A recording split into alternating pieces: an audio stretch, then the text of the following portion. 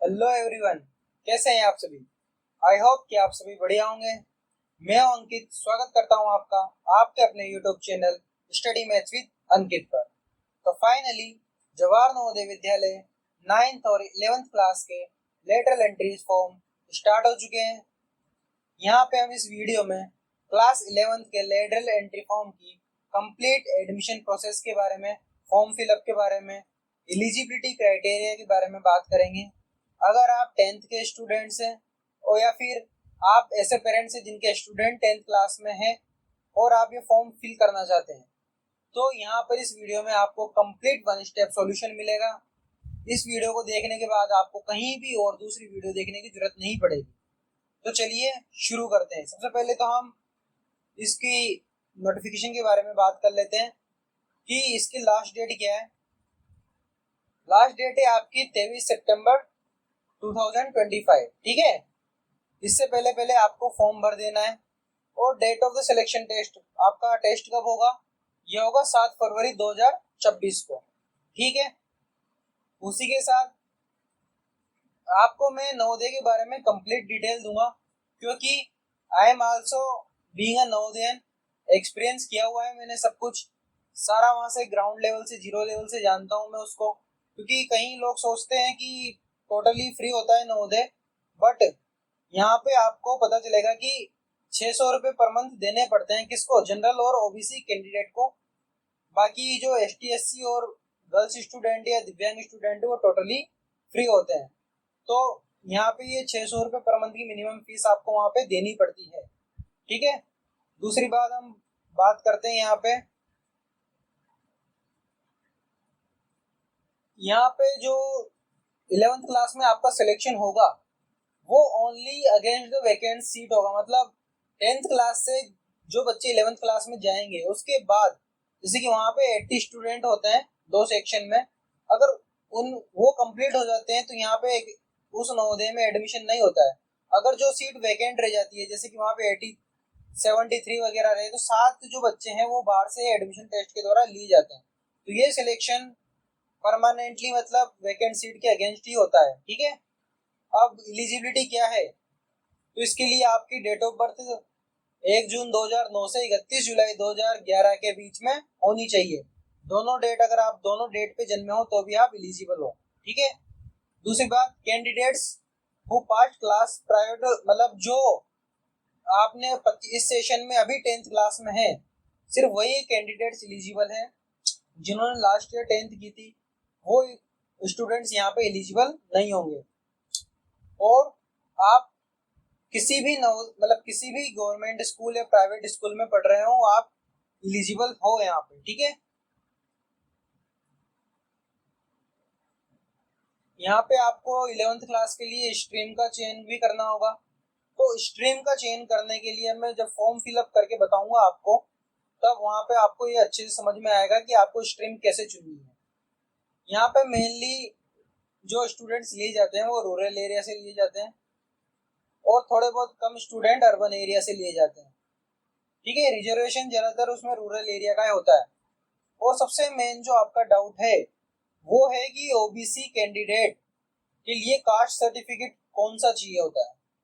यहाँ पे जब फॉर्म फिलअप करने के बारे में आपको बता दूं कि यहाँ पे कोई कास्ट सर्टिफिकेट आपको अपलोड नहीं करना है, बट जब आप एडमिशन लेते हो, मतलब फाइनली सिलेक्ट होते हो और वहाँ पे डॉक्यूमेंट वेरिफिकेशन करवाने जाते हो, तब आपको सेंट्रल लेवल का कास्ट सर्टिफिकेट चाहिए होगा। अगर आप सेंट्रल लिस्ट में ओबीसी के अंदर नहीं आते हो तो आप जनरल के काउंट द्वारा काउंट किए जाओगे और आपको भी एडमिशन फॉर्म में भी जनरल कैटेगरी से ही फॉर्म फिलअप करना होगा, ठीक है। ये मैंने बता दिया आपको पहले कि 7 फरवरी को आपका एग्जाम होगा, 23 सितंबर लास्ट डेट है फॉर्म फिलअप करने की। ये वेबसाइट है, यहाँ से आप अपना फॉर्म फिलअप कर सकते हो। बाकी डिस्क्रिप्शन में भी लिंक है, वहां से जाके आप डायरेक्ट उस वेबसाइट पे पहुंच जाओगे जहाँ से आप अपना फॉर्म फिल कर सकते हो। फॉर्म फिलअप करने के लिए आपको कौन कौन से डॉक्यूमेंट्स की रिक्वायरमेंट होगी, आपको चाहिए एक पासपोर्ट साइज, एप्लीकेंट का पासपोर्ट साइज फोटोग्राफ, एप्लीकेंट के सिग्नेचर और पेरेंट का सिग्नेचर, ठीक है। तीनों 10 से 100 KB के बीच में होने चाहिए। ये आराम से आप किसी भी क्रॉप वगैरह रिसाइज कर सकते हो, ठीक है। अगर आपसे फॉर्म में कोई गलती हो जाती है तो करेक्शन विंडो ओपन होगी कब? 23 सितंबर के 2 दिन बाद तक। इन 2 दिनों में आप अपना करेक्शन कर सकते हो। एडमिट कार्ड जब आएंगे, जब आपको बता दिया जाएगा, इसलिए इस चैनल को सब्सक्राइब करके रख लो, ताकि जब भी एडमिट कार्ड आते हैं उनको कैसे निकालना है, कैसे प्रिंट करना है, ये सब कुछ जानकारी मैं आपको एडमिट कार्ड आने पे दे दूंगा। ठीक है, नेक्स्ट हम बात करते हैं एग्जाम पैटर्न के बारे में। एग्जाम का मीडियम बाइलिंगुअल होने वाला है। एग्जाम में मेंटल एबिलिटी, इंग्लिश, साइंस और सोशल साइंस और मैथ के 20-20 क्वेश्चन आएंगे। टोटल 100 क्वेश्चन रहेंगे। 100 नंबर का पेपर होगा और 2.5 घंटे का आपका पेपर होना है।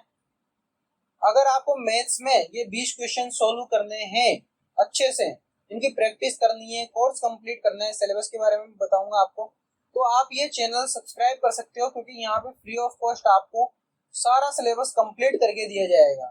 ठीक है, आपका जो पेपर होना है वो एमआर बेस्ड होना है। नेगेटिव मार्किंग इस पेपर में नहीं होगी बिल्कुल भी। ये सिलेबस है सभी सब्जेक्ट का, इंग्लिश का, मेंटल एबिलिटी का।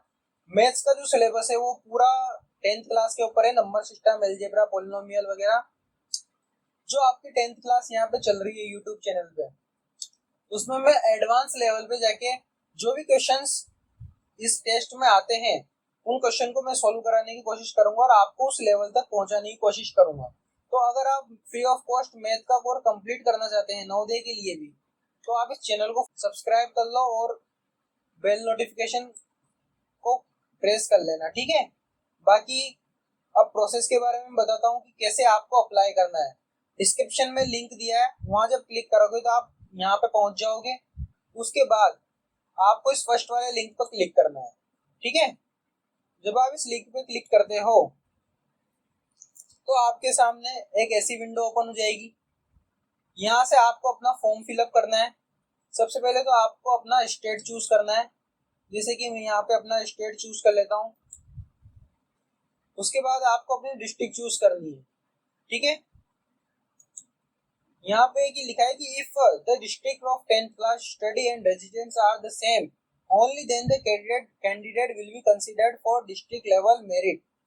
आई थिंक इसमें ये कहा गया है कि आप जहां से 10th कर रहे हो, आपका स्टेट ऑफ मतलब डिस्ट्रिक्ट ऑफ रेजिडेंस भी वही होना चाहिए। ठीक है, इंश्योर कर लेना कि आपका डिस्ट्रिक्ट और आपका स्टडी डिस्ट्रिक्ट दोनों सेम है। ठीक है, अब हम यहाँ पे फॉर्म फिलअप करने के लिए एप्लीकेंट का नाम डाल दें। जैसे कि मैं डालता हूँ यहाँ पे अपना नाम, मोबाइल नंबर में यहाँ पे फिलअप कर देता हूँ, डेट ऑफ बर्थ में यहाँ पे चूज करता हूँ। जो 2 डेट दी गई थी नोटिफिकेशन में, उसी के अराउंड आपको डेट ऑफ बर्थ होनी चाहिए। अगर आप उससे आगे पीछे तो आप एलिजिबल नहीं होते हैं वहां पे। ठीक है, फिर आपको मदर का नेम लिखना है, फादर का नाम लिखना है।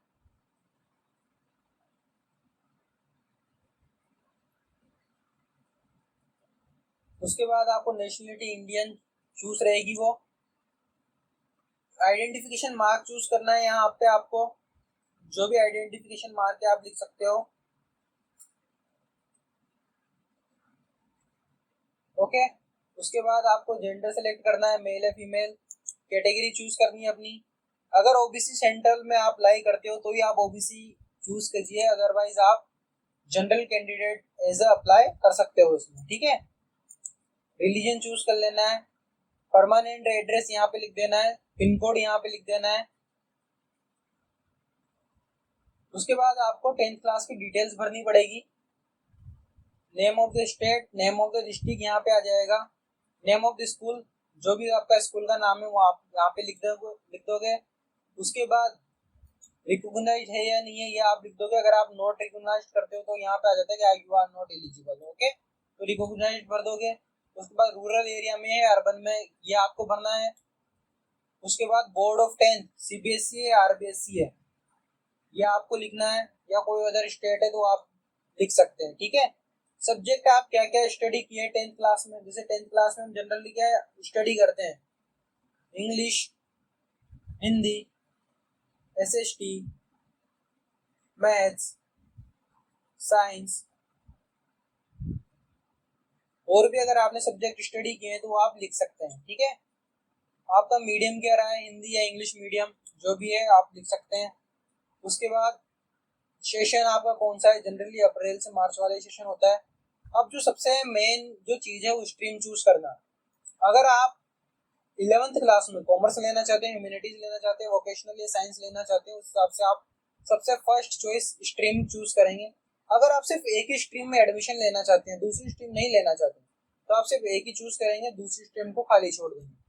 और अगर आप कॉमर्स में भी इंटरेस्टेड है, साइंस में भी इंटरेस्टेड है, तो आप वहाँ पे ले सकते हैं। ठीक है, तो यहाँ पे 3 प्रेफरेंस आप चूज कर लेंगे कि आपको या तो फर्स्ट मिल जाएगी, अगर फर्स्ट में वैकेंट सीट नहीं होती तो आप सेकंड पे जाएंगे, और सेकंड में नहीं होती तो थर्ड के लिए आपको अपने आप मेरिट लिस्ट में डाल दिया जाएगा। ह्यूमैनिटीज में सिलेक्ट करते हैं, कोई सी भी डिस्ट्रिक्ट जो भी आपको पसंद हो आप इनमें सेलेक्ट कर सकते हैं, जो भी आपके पास पड़ती है।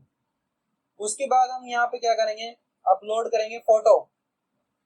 10 से 100 KB के बीच में हमारा फोटो होना चाहिए। ठीक है, जैसे कि ये हम फोटो सिलेक्ट कर लेते हैं यहाँ से।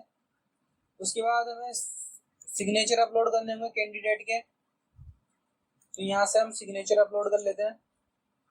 उसके बाद फादर के सिग्नेचर भी चाहिए होंगे, फादर या मदर किसी के भी चल जाएंगे यहाँ पे, तो हम ये सिग्नेचर अपलोड कर देते हैं। ठीक है, कंप्लीट फॉर्म भरेंगे हम, उसमें देख लेंगे कुछ रह तो नहीं गया। यहाँ पे एक चीज है, फादर की एनुअल इनकम भी भरनी है हमें। जो भी आपके फादर की एनुअल इनकम है आप वो भर सकते हैं, वार्षिक आय। ठीक है, मंथ की नहीं भरनी है, यहाँ पे एनुअल भरनी है।